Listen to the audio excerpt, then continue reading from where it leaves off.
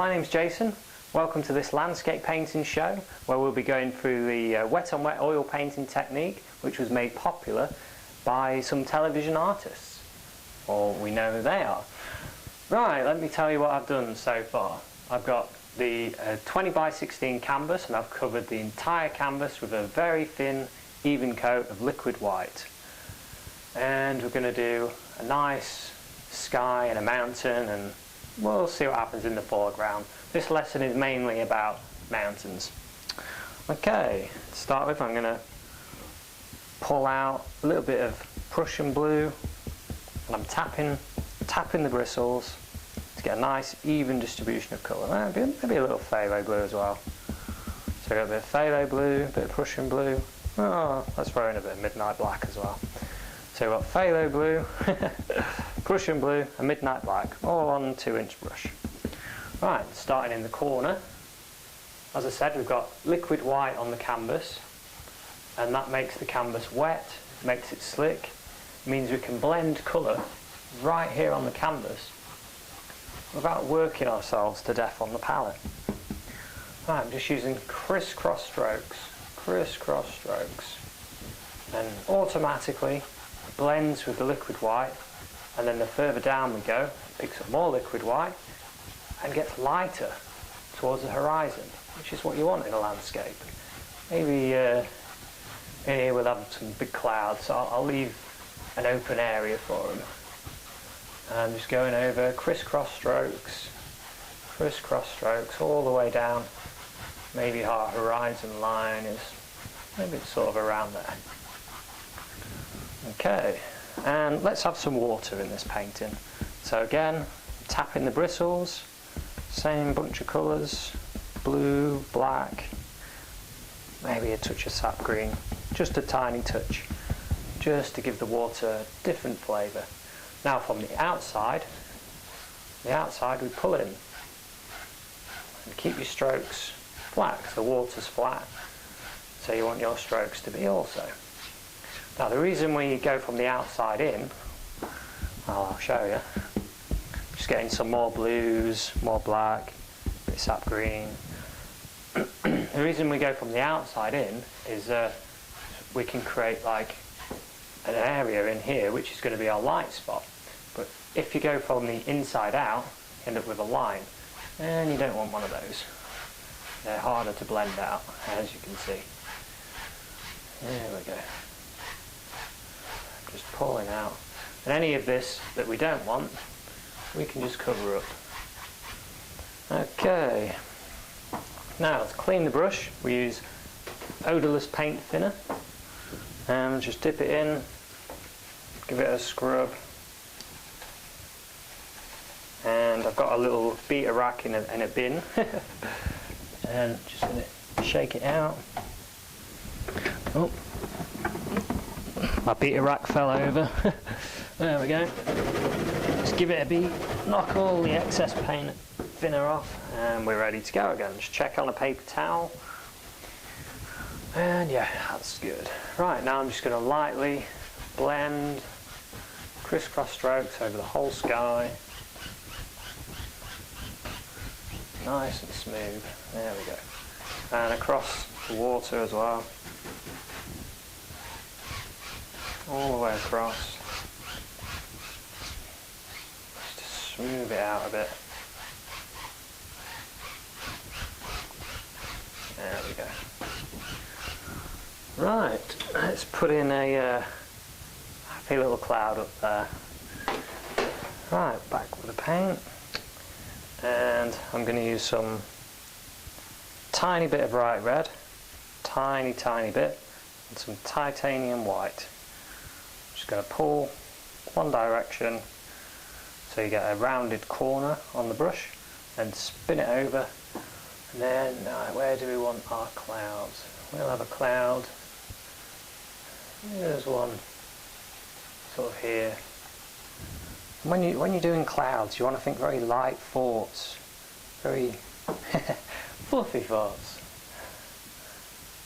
There we go, and you're just using tiny little circles. Maybe there's another one. Maybe there's one in front.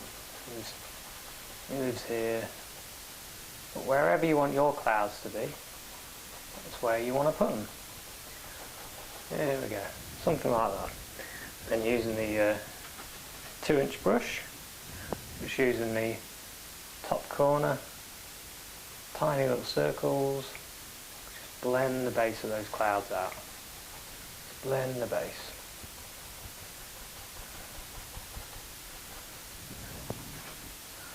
Just knocking the excess paint off, and then lift,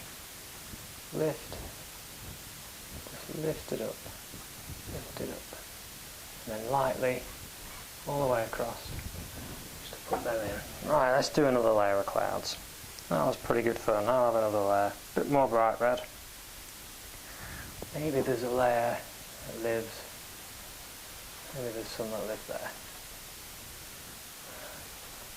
There we go, tiny little circles. And back to the other brush, and using the top corner.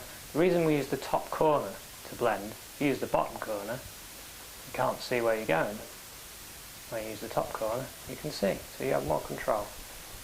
And lift that, and across, lightly, 2 hairs in some air, that is. Okay, let's put in a mountain. Right, I'm going to go with some Midnight Black, Prussian Blue, Alizarin Crimson, maybe a tiny touch of Van Dyke Brown as well. And just pick it all up, turn it over, pull it out flat again. A bit more crimson.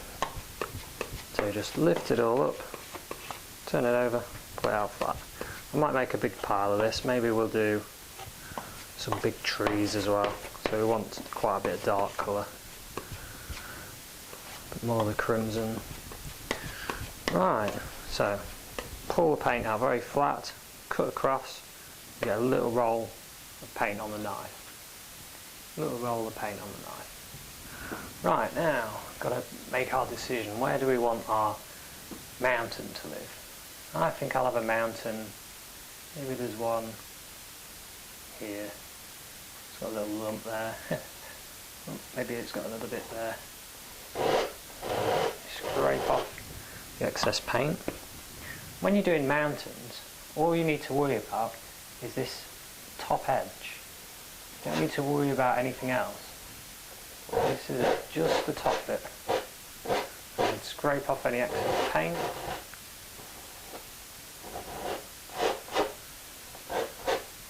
All you want is to create that idea, that shape. And then with your 2-inch brush, you following the angles, just pull it out. And this does two things. This creates that nice misty effect, and it also gets rid of the excess paint. Right, maybe this side. Now a lot of these things that you see me do with the 2-inch brush, you can also use the 1-inch brush if you prefer that. It's up to you. I'm quite like using the 2-inch brush. Kind of got used to it. But you don't have to. You can use it. You can use the 1-inch brush. Works just as well. There we go. I'm just using this type of crisscross stroke just to mist up the base. There we go. That'll do. Maybe pull this bit down a little bit. There we go. Right, back to the landscape knife. I'm just wiping off the dark on some paper. Right. Now then, need some white. Just pull out flat. Pull out very flat. I might get a little bit of bright red in there, but don't use too much bright red. If you've done a few paintings, you know how strong bright red is. When it gets in your white, that's it. Turns the whole thing pink. Right, so pull it out flat. Cut across, little roll of paint, tiny roll of paint. Now I've got to think, which side's my light hitting? Now in my mind, the light's coming this way. So very little pressure, just lightly, just sort of glide glide the knife down the side of the mountain, just very lightly, no pressure. And by not putting any pressure on, that's how you get the paint to break. It's easy as that. Just no pressure. And you'll find your knife, when I'm doing it, my finger almost touches the painting, because my knife's very flat, and if that happens to you, you're doing it correctly. It's just the paint that's just bouncing off the knife almost. It's very light pressure. Maybe this mountain, it sort of goes up here and then comes down there. Let's start putting a few shadows in. Right, I'm just picked up the detail knife. Detail knife I find very useful for doing when you've got these little areas where you find hard to get to. Perfect for the detail knife. I'm not going to have too much shadow in this. Don't want it to be too bright, so I'll put a little bit of blue and black and white, and then cut across, tiny roll of paint. Here we go, and same idea, no pressure, just a little bit. Maybe get a bit of crimson in this. Just a tiny bit, that's better. And a little bit there. Not too much. Following the angles. And coming down this bit as well. You can even push in to the white and to pick up a little bit, and then you get like a softer edge. Right, a little bit there. And it comes down there. Maybe there's a bit down here. So I'm not going to go too crazy with these shadows. I'm just going to keep it quite dark. Right, now back to my landscape knife with the white and tiny bit bright red in. Another roll of paint, and maybe there's another bit of this mountain that sort of comes up here. Maybe there's a bit there. And you can keep going with this. You can add, sort of clean up the edges like that and add little bits. You can even sort of add a little cap on there. Maybe that bit's hitting the light. We'll leave that bit there, and maybe that comes out like that. And we'll put every little peak, every little area that comes out, we need a nice little shadow to it. Just getting a little bit of blue again, a little bit of crimson, a little bit of black, fairly dark, and just touching.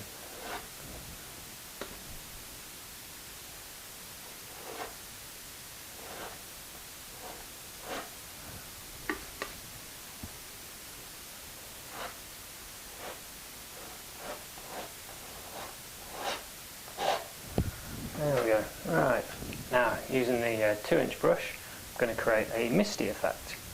Let's use a clean, dry 2-inch brush and just tap the base. Just give it a tap. Just give it a tap. Fairly lightly. You don't want to completely destroy this, you just want to diffuse it. Just tap, following the angles of your mountain. Following the angles. And then lift up. There we go, that will go and do for our little mountain today. Right, now then, let's put in some trees. I'm going to get some sap green. I'm going to throw that into my dark mixture. So we've got the mountain mix, and there's some sap green in there. And we'll put in some background trees all along here. So I'm just touching and pulling down. Just touch and pull down. Just to make that a little bit easier for you to see, is you touch like this and then pull down. Just touch and pull down. And you do it a lot of times. lots of different heights to give the indication of the whole forest back there. Very easy. As long as you do lots of trees, all different heights, you can't go wrong. Can't go wrong. And we'll have these trees. We'll have them going all the way across maybe. Maybe there's a bit of a hill there. Maybe they get bigger.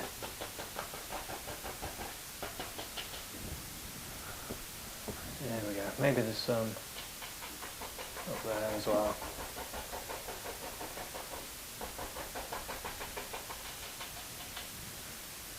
There we go.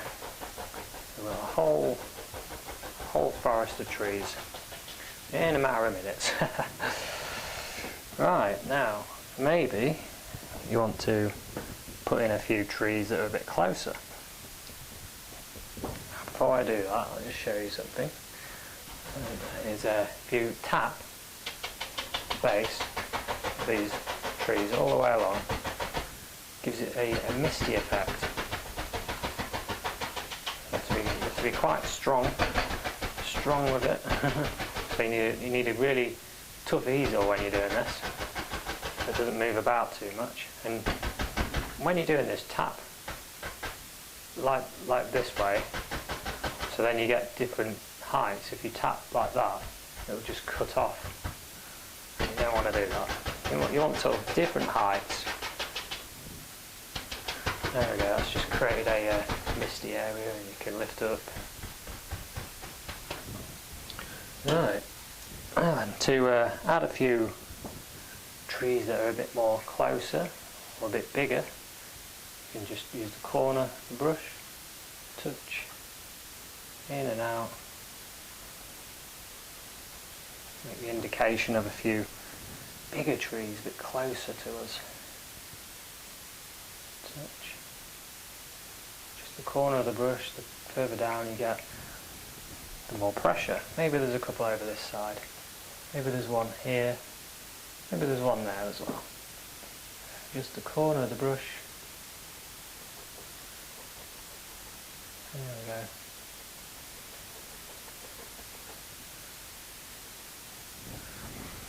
There we go. You can even give them a tap as well, just to give them a misty bit.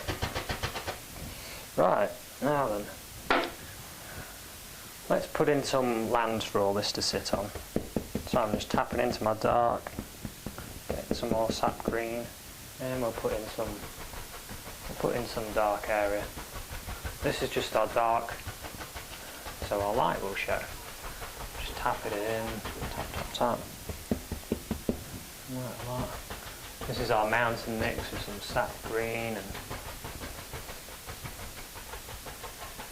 maybe it sort of comes out there.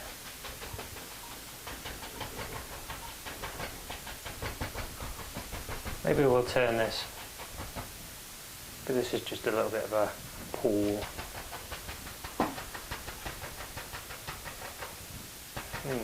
This bit of land feels like it wants to come out, so let's go with it. There we go. This is just the dark, so our light will show. There we go. And you can even use brush to pull down, a little bit of that, pull straight down into the water. Just pull it straight down and then go across, just to give the impression of reflections in the water. Right, back to our dirty brush. Now with that same brush I'm going to go into some Cad Yellow, some yellow ochre, some Indian yellow, and just pull down and then give it a little push. Then you get a ridge of paint on the palette, and you get one of those ridges right on the end of your bristles. Right, let's tap in our grassy areas. Tap. Got some nice highlights going up here. So all you're doing is tapping. All we're doing is tapping. And whichever way you tap will indicate the way the land is going to be. There we go, maybe there's some here, and maybe we'll have a little bit of bright red as well. A bit of bright red. And the bright red is in fact duller. It's green and red, gives you like a nice brown. There we go.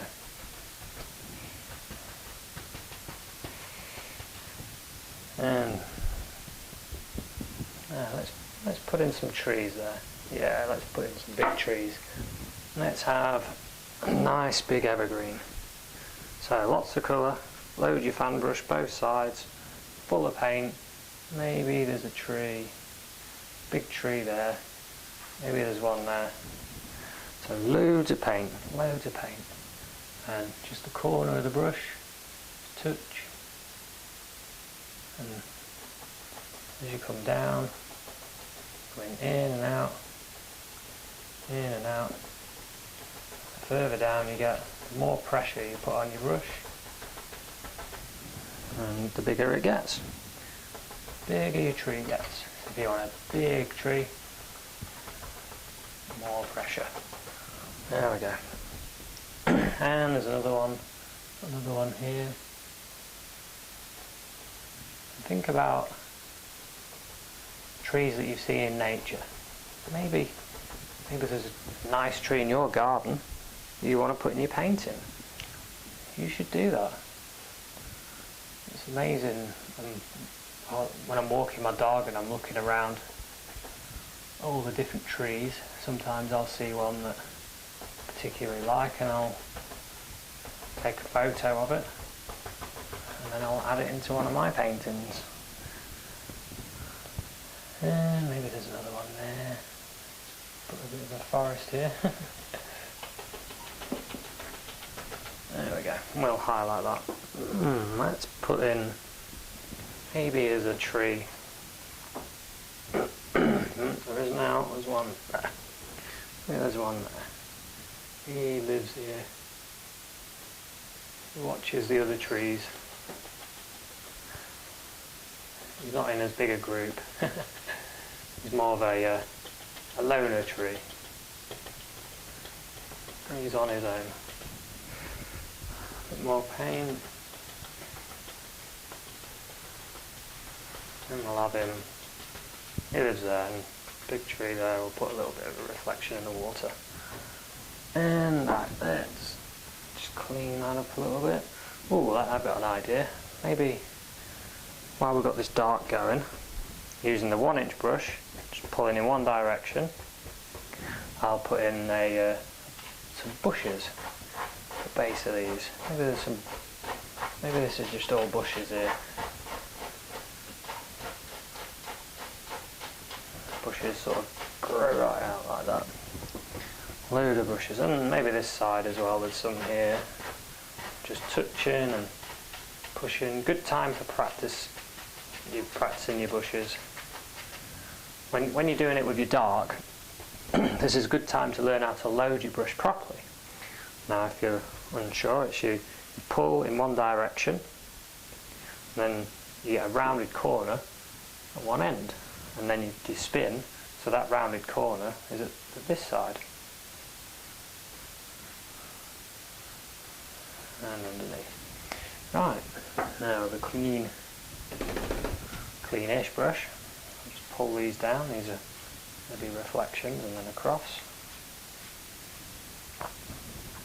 Right, before we move on, we need to clean this bit up a little bit, and just dip into some liquid white, and I'll get a little bit of the blue. So I've got a bit of white and blue, and we'll just clean up where the water and the land meets a little bit. I mean, you could do this with the knife if you want to. It's up to you. Just want to clean it up a little bit here and there.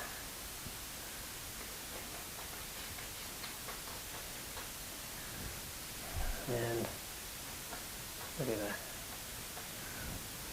That'll do. I get kind of carried away. Right, now we need to, let's put a tree trunk in those trees. Now with some Van Dyke Brown, pull out very flat, a bit of dark sienna, Van Dyke Brown, dark sienna, tiny roll of paint on the end of the knife, tiny roll, and put some tree trunks in. So you just touch, and wherever you want your tree trunks to be, there's one there, wherever they're going to show, that is. You just want to put them in, and the top bits, a little nice top area, there we go, and this tree, just touch, touch. Now you're not going to see all of the trunk, so not too worried. There we go. And now I'm just going to pick up a little bit of white. You can't really see those trunks too good. So our light's coming this way, so just going to add a little bit of a highlight on these trunks. A little bit of a highlight here, here, up there. Like I say, when you're out walking the dog, or if you just sat in your garden and looking out your window, and you start looking at the trees more, and it's amazing what you start seeing when you start painting. Oh, it's unbelievable. You start seeing things. If painting does nothing else, it certainly helps you get in touch with nature and appreciating it more. Right, I've just dipped into some liquid white because a thin paint sticks to a thicker paint. Just going into some of the yellows, sap green. Just dulled it a little bit with a mountain colour. I don't want this too bright. It's evergreens, actually quite dark. Ooh, let's highlight these background ones first. We don't want to leave these out. Just give them a little highlight. Not going to go too crazy with these ones. Ooh, and that one there. They'll get angry with us if we're missing out. There we go. Right, let's go a bit darker. And there we go. Now we've got a nice dark green. And mix it on your brush. Yeah, your brush. Right, and just touching where our highlights are going to live. All the way down. There we go. And those other trees, a bit more sap green, more of the yellows. And we do the tree that's furthest away first. There we go. That one's at the back, maybe this one. And just touching, same idea, the further down you get, the more pressure. Maybe this one here. And now this big tree. Here we go, just touch. And what I'm trying to do is think the light's coming this side. So the majority of the highlights will be over here. There we go. Right. Now back to our 1-inch brush. We've got quite a lot of bushes to do. So dip into some of the liquid white, and then go through the Cad Yellow, and you pull in one direction. The brush is upright, and you're pulling through the paint, and then what you should see is a little bush forming in your paint. If you can see a little bush forming in your paint, you've got the right amount of paint on your bristles. The biggest mistake here is not having enough paint. Right, now I'm spinning over, and we've got our brush. Now just touch, push up, touch and push up. There we go. We'll have a bush there, maybe there's another one here, maybe there's one there. Wherever you want them to be. And you can change the flavour. Maybe I'll go into a little bit more yellow ochre, Indian yellow. But leave dark areas. Leave your dark, because that's where your little animals can hide. Plus it gives you more depth to your painting. There we go. So no pressure really, just lightly touching and pushing, very lightly. And do one bush at a time, don't get in a hurry, one at a time. There we go, and we can put a little reflection in there. And this one's up here, that one's down there. Just to give you a very basic reflection. Now, very lightly, with the 2-inch brush, very lightly. This is no hair, almost no hair anyway. Down and then across. Right, let's put some lands for all this to sit on. So I've got the knife, some Van Dyke Brown, just pull down towards the water. Let's get some land in there. A bit there.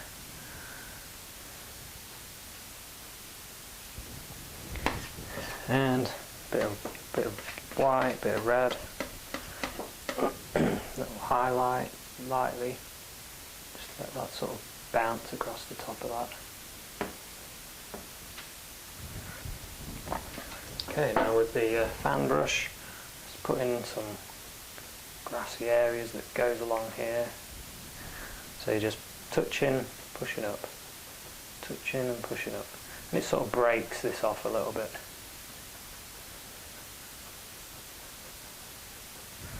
There we go. And maybe, let's scratch in some sticks and twigs here and there, wherever you want some. That's why it's a good idea to leave some dark. So that's where you can scratch in sticks and twigs. You can either do them like this, or you can scratch in nice big ones like that. Up to you. And in this side as well, little sticks and twigs.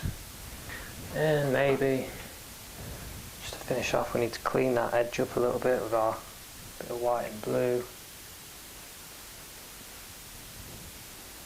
White, just white my brush, a bit more white, a bit more liquid white, a bit more of the blue, and just underneath. Let's just give that a bit of a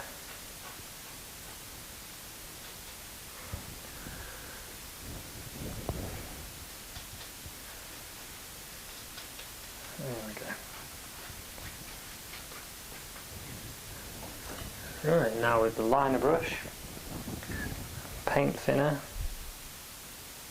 some bright red, make it almost ink consistency, and I'll give this a little signature, maybe in that dark bit there, J, B.